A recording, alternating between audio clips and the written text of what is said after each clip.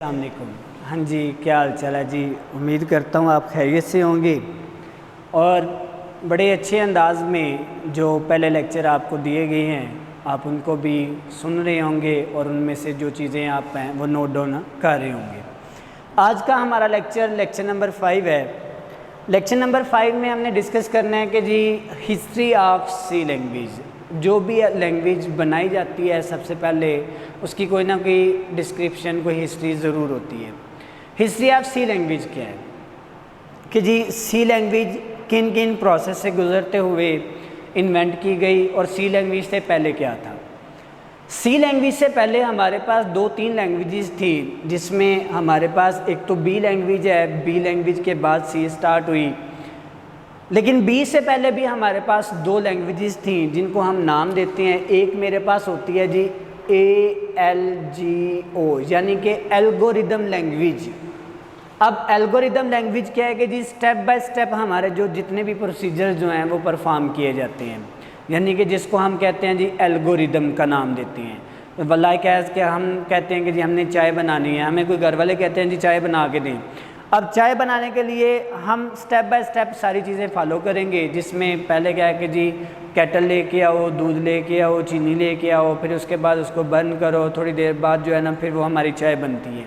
Same as it is हमारी algorithm में step by step procedure perform किए जाते थे। एल्गोरिदम के बाद हमारे पास आई BCPL यानी कि बेसिक कॉमन प्रोग्रामिंग लैंग्वेज। इस बेसिक कॉमन प्रोग्रामिंग लैंग्वेज के बाद जाके हमारे पास जो लैंग्वेज डिस्क्राइब की गई वो थी बी लैंग्वेज। और बी लैंग्वेज क्या है, ये केन थॉमसन है और जिसने बी लैंग्वेज के ऊपर वर्क किया। और ये बी लैंग्वेज निकाली कहाँ से, BCPL से। अब बी लैंग्वेज के बाद इसमें नई और फीचर्स ऐड किए गए और इसको एक और नाम दिया गया जिसको हम नाम देते हैं सी लैंग्वेज का। अब जो सी लैंग्वेज है ये हमारे पास AT&T बेल लेबॉर्ट्रीज़ के ऊपर वर्क किया गया और हमारे जो 2 साइंटिस्ट थे, कंप्यूटर साइंटिस्ट थे, एक डेनिस रिची और एक केन थॉमसन। ये डेनिस रिची है, डेनिस रिची ने यूनिक्स ऑपरेटिंग सिस्टम के ऊपर काम किया और ये बाकी लैंग्वेजेस के ऊपर भी उसकी कमांड थी, बाकी लैंग्वेजेस के ऊपर भी उसने वर्क किया था। तो डेनिस रिची ने जो एक लैंग्वेज डिस्क्राइब की, जो एक लैंग्वेज इन्वेंट की, उस लैंग्वेज को हम क्या नाम देते हैं, सी लैंग्वेज का।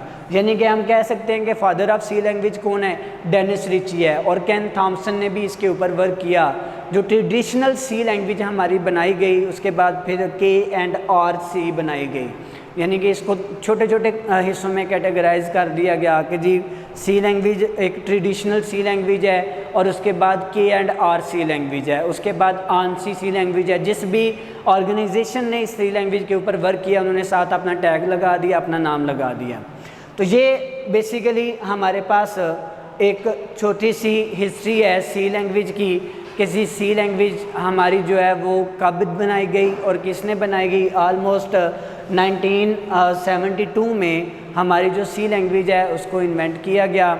1972 के बाद 77 में भी इसी के ऊपर वर्क किया गया, 78 में भी इसी के ऊपर वर्क किया गया, 79 में भी इसी के ऊपर वर्क किया गया। यानी कि ट्रेडिशनल सी बनाई गई, फिर KC बनाई गई और उसके बाद जाके फिर हमारे पास वो ANSI यानी कि अमेरिकन नेशनल स्टैंडर्ड इंस्टीट्यूट, ये वो ऑर्गेनाइजेशन है जिसने इस लैंग्वेज के ऊपर वर्क किया और उन्होंने साथ अपना टैग लगा दिया कि जी हमने ये लैंग्वेज को जो है ना वो डिस्क्राइब किया है। तो ये छोटी सी एक हिस्ट्री थी कि सी लैंग्वेज बेसिकली है क्या। C is the popular high level language, हमें पता है, originally develop to write the system software can be use to develop the application software. C language जो डेवलप की गई, जो बनाई गई, वो बनाई गई थी सिस्टम सॉफ्टवेयर में। और जो इस्तेमाल करते हैं यानी कि कई ऐसे एप्लीकेशन सॉफ्टवेयर हैं जिनका हम इस्तेमाल करके तो सी लैंग्वेज के ऊपर वर्क करते हैं। ये MCQs बेस पे हमसे पूछा जा सकता है कि जी सी लैंग्वेज किसने बनाई और कब बनाई गई। दूसरा हमारे पास ये एक लॉन्ग क्वेश्चन आ सकता है जी, what are the characteristics of C language, what are the advantages of C language.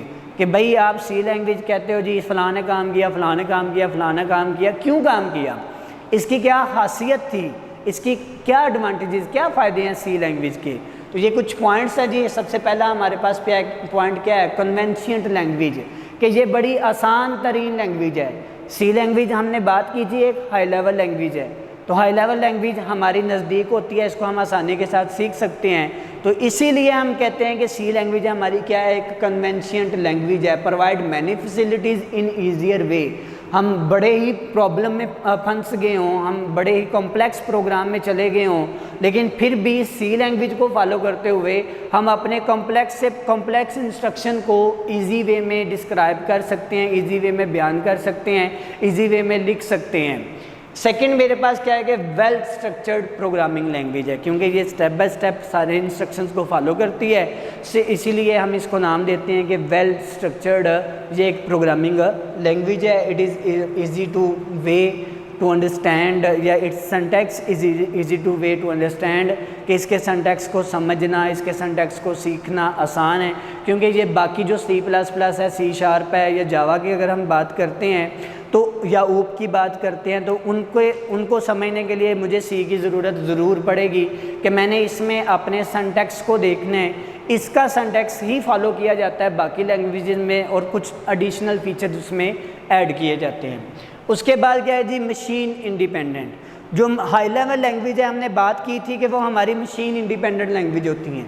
Machine independent means कि वो हमारे जो भी प्रोसेसर है, इंटेल के प्रोसेसर हैं, मेट्रोला के प्रोसेसर हैं, उनके ऊपर वो लैंग्वेज जो है वो हमारी वर्क कर सकती है। इसीलिए program written in C language can be executed on different types of computer, यानी कि कंप्यूटर मीन जो प्रोसेसर हैं, लाइक एज इंटेल का प्रोसेसर है, मेट्रोला का प्रोसेसर है, इंटेल कोर i5 है, इंटेल कोर i3 है, कोर i7 है, मेट्रोला जो है वो 68,000 है। तो इन ये डिफरेंट प्रोसेसर है, ये डिफरेंट एल्गोरिदम हैं, ये डिफरेंट स्ट्रक्चर्ड हैं, इनके ऊपर भी हमारी जो सी लैंग्वेज है वो वर्क कर सकती है अकॉर्डिंग टू दिस सिस्टम। अगर आप मेट्रोला का फॉलो कर रहे हो तो उसके स्ट्रक्चर के अकॉर्डिंग ये हमारी सी लैंग्वेज प्रोसेस की जाएगी। अगर हम इंटेल का यूज़ कर रहे हैं तो उसके अकॉर्डिंग हमारी सी लैंग्वेज जो है वो प्रोसेस की जाती है। इसके बाद हमारा जो चौथा पॉइंट क्या है जी, मॉड्यूलैरिटी।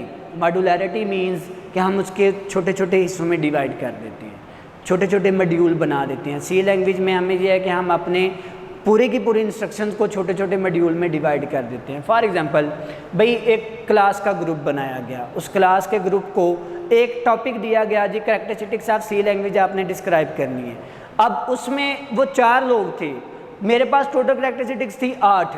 अब हर बंदा 8 की 8 कैरेक्टरिस्टिक्स प्रिपेयर नहीं करेगा, वो उसमें उसको डिवाइड किया जाएगा कि भाई ये पहले 2 आप कर लो, ये दूसरे 2 वो कर ले, दूसरे 2 वो कर ले, दूसरे 2 वो कर ले। तो इनको आपने एक्सप्लेन करना है, तो वो हम बड़े अच्छे तरीके से इनको एक्सप्लेन भी कर लेंगे, बजाय इसके कि 8 की 8 सारे इस्तेमाल जो है इसको याद करें, समझें, और सबसे 8 की 8 जो है वो अच्छे अंदाज में एक्सप्लेन ना हो सकेंगी। यानी कि टॉपिक हमारा एक ही था, लेकिन हमने उसको 4 हिस्सों में कैटेगराइज कर दिया है, 4 उसके मॉड्यूल बना दिए हैं। Same as it is C language के अंदर हमारे पास ये एक ऑप्शन होती है कि हम इसको छोटे छोटे पार्ट्स में, छोटे छोटे हिस्सों में डिवाइड कर देते हैं। 5वां पॉइंट है जी, केस सेंसिटिव। बड़ी हसास लैंग्वेज है। क्यों हसास है भाई, इसके पीछे क्या रीज़न है? फॉर एग्जांपल, यहाँ पे मैंने एक नाम लिखा SUFYAN, सफ़यान लिखा। अब इसी नाम को मैं स्मॉल केस लेटर में लिख देता हूँ SUFYAN। पढ़ने वाले को तो पता है कि सफ़यान लिखा हुआ है, कैपिटल में लिखो, अपर केस में लिखो या लोअर केस में लिखो। लेकिन जो मेरे पास सी लैंग्वेज है वो इस अपर केस लेटर में जितने भी लिखे जाएंगे इनका मीनिंग सेपरेट लेगी, और जो लोअर केस में लिखे गए हैं इनका मीनिंग सेपरेट लेगी।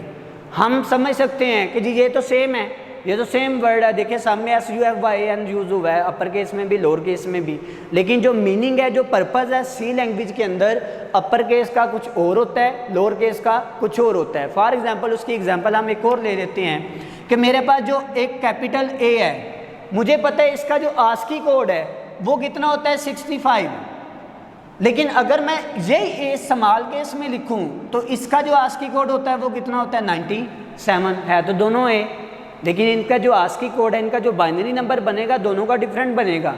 तो ये केस सेंसिटिव लैंग्वेज है। सी मेरे पास एक केस सेंसिटिव लैंग्वेज है कि ये अपर केस में और लोअर केस में जो वर्ड्स लिखे जाते हैं इनके मीनिंग एंड पर्पज़ कुछ और होते हैं। दूसरा आता है हार्डवेयर कंट्रोल। ये हार्डवेयर कंट्रोल भी है। ऐसा नहीं है कि जी आपकी मशीन चलती जा रही है तो आपका प्रोग्राम जो है वो एग्जीक्यूट ही नहीं हो रहा, ऐसा नहीं है। ये जो सी लैंग्वेज है ये हमारी एक हार्डवेयर कंट्रोल लैंग्वेज है, क्लोज कंट्रोल ऑन हार्डवेयर, यानी कि हार्डवेयर जो है हमारी जो मशीन है वो इसको कंट्रोल करती है, वो इसको मैनेज करती है। 7 पॉइंट क्या है जी, स्मॉल लैंग्वेज है। सी हमारी एक स्मॉल लैंग्वेज है। C++ देखें तो वो भी एक स्मॉल लैंग्वेज ही आती है। क्यों स्मॉल लैंग्वेज है, उसकी रीज़न क्या है कि इसमें जो कीवर्ड्स इस्तेमाल किए जाते हैं, जो रिजर्व वर्ड हम फॉलो करते हैं, वो हमारे पास टोटल कितने होते हैं, वो 32 होते हैं। यानी कि 32 रिजर्व वर्ड हम इस्तेमाल करते हैं, कीवर्ड्स का इस्तेमाल करते हैं, 32 से ज़्यादा हमारे इस्तेमाल नहीं होते, इसलिए हम कहते हैं कि ये एक स्मॉल लैंग्वेज है। इसमें number of line of code भी हमें कम से कम लिखना पड़ता है as compare to B language, BCPL या एल्गोरिदम। 8वां पॉइंट क्या है जी, फास्ट कोड जनरेटर, क्योंकि सी लैंग्वेज हमारी इस्तेमाल होती है कंपाइलर में। कंपाइलर यानी वो ट्रांसलेटर है जो हमारी सी लैंग्वेज को ट्रांसलेट करता है, हाई लेवल लैंग्वेज को ट्रांसलेट करता है, किस में, मशीन कोड में, मशीन लैंग्वेज में, बाइनरी नंबर में।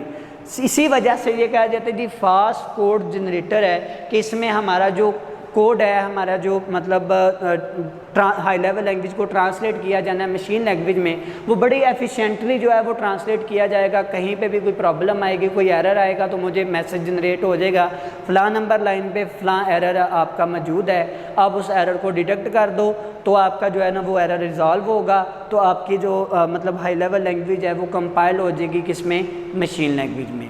तो ये कैरेक्टरिस्टिक्स ऑफ सी लैंग्वेज हैं। 8 पॉइंट हैं, कुछ बेसिक पॉइंट इसमें लिखे गए हैं। आपके पास जो बुक है उसके ऊपर ये सारे के सारे पॉइंट्स मौजूद हैं, उनके ऊपर ये डिटेल भी लिखी हुई है। तो 8 नंबर का ये लॉन्ग क्वेश्चन हमारे पेपर में अक्सर औकात पूछा जाता है। दूसरी बात ये है कि भाई हमने बुक कौन सी लेनी है। जो IT सीरीज़ की, आप किसी भी बुक शॉप पे जाएं, उन्हें बोलें कि जी IT सीरीज़ की कंप्यूटर साइंस 2nd ईयर की बुक दे दें, तो वो आपको IT सीरीज़ की बुक दे देंगे। उसमें हमारा चैप्टर नंबर 5 जो हमने चैप्टर नंबर 8 जो हमने स्टार्ट किया हुआ है सी लैंग्वेज का, सी पार्ट में देखा जाए तो पहला चैप्टर है, पूरी बुक में देखा जाए तो वो हमारा 8वां चैप्टर है। तो ये आज का हमारा लेक्चर था जी characteristics of C language. Okay, बहुत शुक्रिया, अल्लाह हाफिज़।